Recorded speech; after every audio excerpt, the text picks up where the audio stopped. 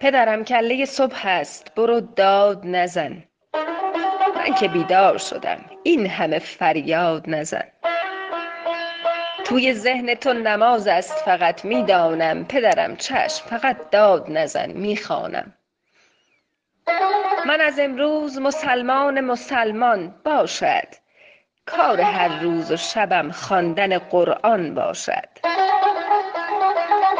هرچه گفتی تو قبول است، فقط راضی باش، پدرم جان علی از پسرت راضی باش.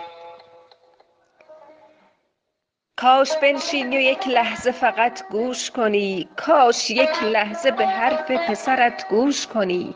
حجر از حافظه ها پاک شده، میفهمی؟ پسرت صاحب ادراک شده، میفهمی؟ به خدا حق همه آنچه تو میگویی نیست، پدرم حضرت حق آنکه تو میجویی نیست. پدرم ما همه در ظاهر دین بند شدیم، همگی منحرف از دین خداوند شدیم.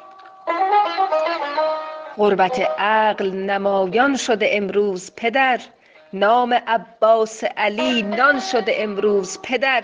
دین نگفته است ز خون شهدا وام بگیر، کربلا رسم کن از گریه کنان شام بگیر.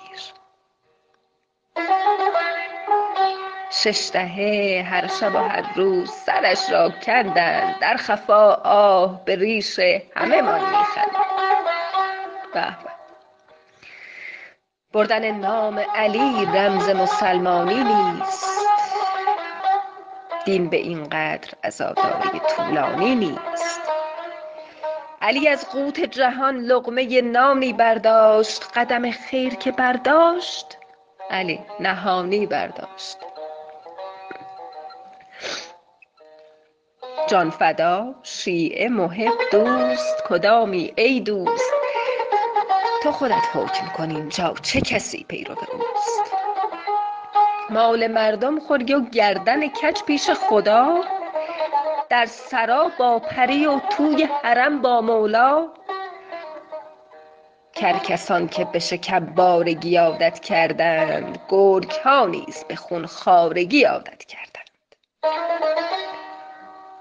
مؤمن واقعی آن است که الگو باشد، آن زبان در خور ذکر است که حق گو باشد. هر که پیشانی او زخم شده مؤمن نیست، پیر وادی شدن ای دوست به سال و سن نیست. دین تسبیح و مناجات و محاسن دین نیست، به خدای تو قسم پیرو دین خودبین نیست. دین کجا گفته که همسایه خود را ول کن، دین کجا گفته که دل را ز خدا غافل کن. دین کجا گفته که چون کبک ببر سر در برف، دین کجا گفته فقط مغلطه باشد در حرف. دین کجا گفته جواب سخن حق تیر است، دین کجا گفته که بیچاره شدن تقدیر است. دین نگفته است ببر آبروی مؤمن را، دین نوشته است بخر آبروی مؤمن را. به خدا سخت در انجام خطا غرق شدیم، ناخدا جان همه در غیر خدا غرق شدیم. دلخوشیمان همه این است مسلمان هستیم، فخر داریم که ما پیرو قرآن هستیم. ما مسلمان دروغیم، مسلمان فریب، همه دغدغه‌مان این شده گندم یا سیب. هر که از راه رسید آبروی دین را برد، هر که آمد فقط از گرده این مذهب خورد. آب را که بشود قطع و یقین میگندد، غرب یک دست به دینداری من میخندد. در نمازت خم ابروی نگار آوردی، با عبادات چنین گند به بار آوردی. هرچه را گم بکنی وقت نمازت پیداست، اصلا انگار نه انگار خدا آن بالاست.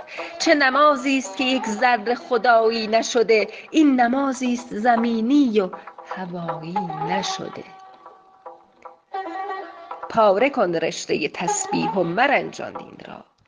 این همه کش نده این مد ولن ظالم را.